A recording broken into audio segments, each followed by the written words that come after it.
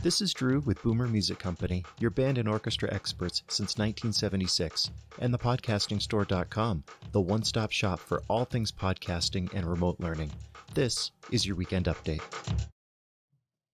Greetings and welcome to your weekend update. Before I get any further into this, what is up with the weather? We're in the 80s early in the week, and then we're getting snow this weekend. I don't get it. This makes no sense. And yeah, we're kind of bummed out. We did all our planting after Mother's Day like you're supposed to, and yet here we are. So just getting that out of the way because that's obviously the topic of conversation this weekend.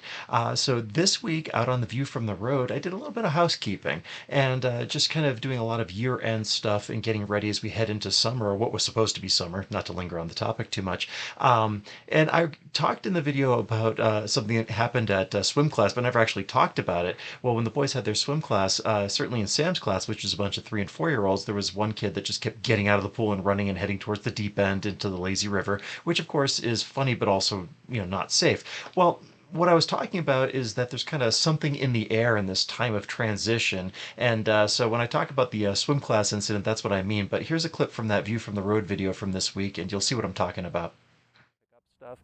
Very exciting time here. I mean, I know that we had the full moon this last week, and just summer is in the air now. We're past spring at this point, and last night the boys had their swim class, and definitely the kids are getting rambunctious. So they can feel that the transition time is coming, and that the school year is coming to an end. And it's super exciting that we have managed to do this fully in person. So I'm excited for that. Next week, be out on the road.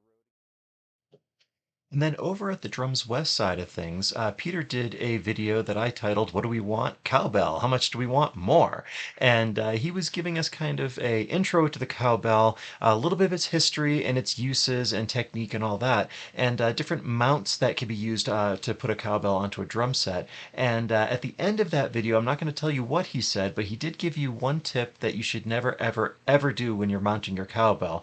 So check out that video. The QR code's right down here, and you can see that. But here is a just kind of an overview clip of that video where Peter's kind of exploring what the cowbell is and how it can be used. Today I'm just using a large cowbell. It's mounted on a bass drum mount that hooks on to the hoop of the bass drum. Cowbell hooks onto the hoop of the bass drum. You can get them where they clip on the rims, they clip on cymbal stands, all kinds of places. So let's just hear the cowbell again. So that's playing on the open mouth of the cowbell, the large opening, just playing on the edge. You can also play on the top. That's a very common pattern.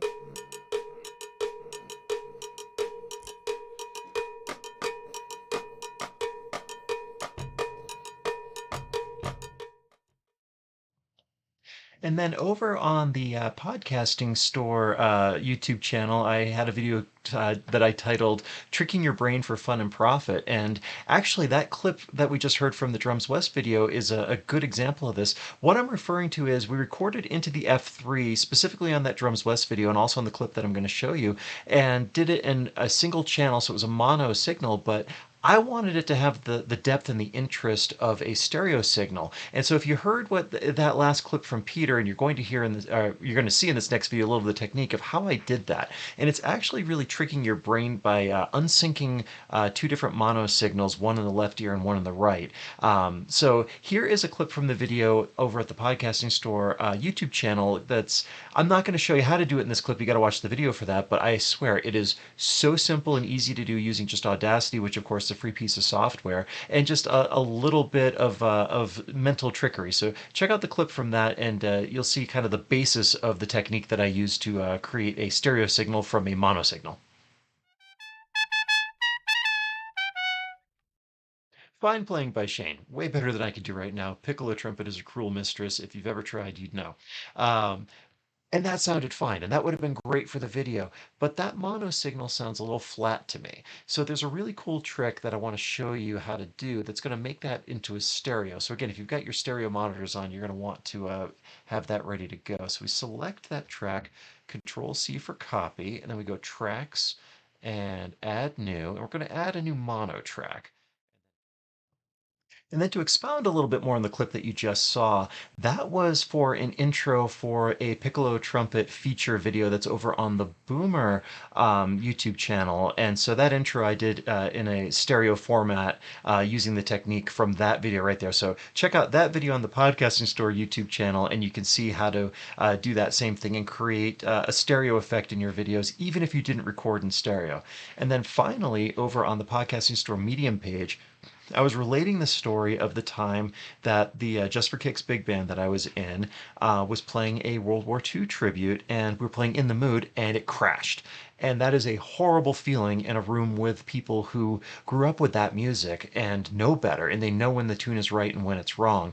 And the quote that came out of that from Todd, our band leader at the time, when asked, what happened, he said, "Man, I live in the now."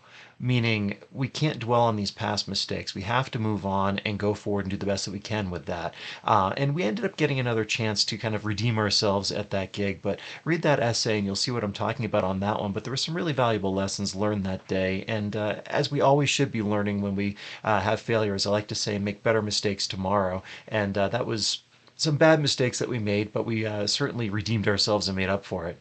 So that is your weekend update. As always, thank you so much for watching. Please like, share, subscribe, comment. Let us know what else you want to see for videos or other things throughout the week, and we'd be happy to do that. And we will catch up with you next time.